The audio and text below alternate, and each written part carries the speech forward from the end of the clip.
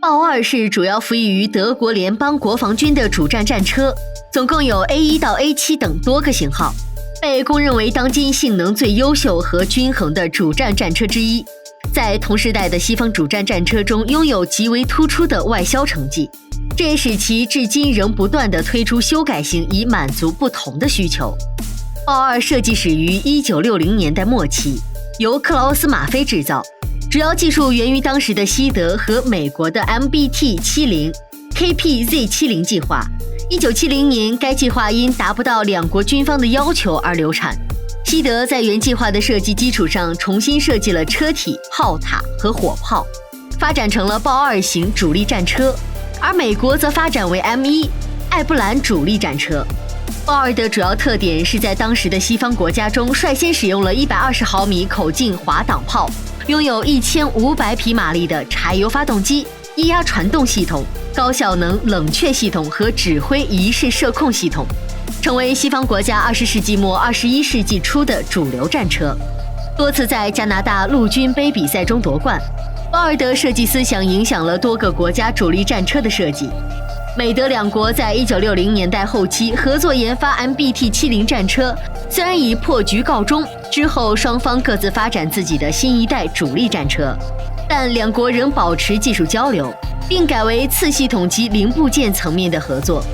西德豹2型战车的射控系统便是与美国休斯公司合作开发，因此其系统设计及操作方式都与 M1 艾布兰战车甚为相似。豹2型所配备的红外线热影像也是由美国德州仪器开发并授权蔡司公司在西德境内生产。西德莱茵金属 RH-120 滑膛炮被美国选用安装在 M1A1 提升火力。截止到20世纪末，豹2型战车共生产了约3100辆，装备的国家除了德国以外，还有荷兰、瑞士、瑞典、西班牙、丹麦、挪威、奥地利、波兰、土耳其和新加坡等。由于在欧洲除了英国、法国和意大利之外都使用豹2战车，使它获得了外号欧洲豹。阿富汗战争，加拿大军队借用了20辆德国的豹 2A6M。在2007年11月2日的攻击行动中，一辆豹 2A6M 被地雷命中，但是没有任何伤亡。车长写给德国指挥官的信中说：“我的组员被地雷命中，也是第一次实战测试底盘的抗地雷强度，结果是有效的。战车可说是救了组员的命。”加拿大国防总参谋长否认报道中说一辆豹2被土制地雷炸毁到无法使用，坚持该战车是可以修复的轻微损伤，并表示塔利班伏击了很多豹2，却让自己学到了惨痛的一课，他们很快就会输掉战斗。丹麦也部署了豹2于阿富汗南部。2008年1月，丹麦停止侧翼演习，因为塔利班部队已经接近了赫尔曼德河，战车必须用于支援丹麦和英国步兵，以固御防守。在2008年2月26日，一辆丹麦豹2中了地雷，一边履带脱落，无人受伤，战车也可以修复。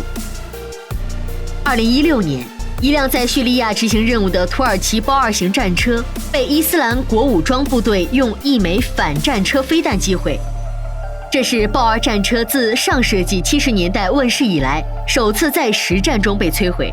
土耳其军方已经证实这辆豹2战车的损失。军事专家指出，击毁豹2的反战车飞弹是2型反战车托式飞弹。土耳其军方证实此消息。被反战车武器击中的是豹 2A4，4名组员受伤被送往医院治疗，但未有交代具体伤势情况。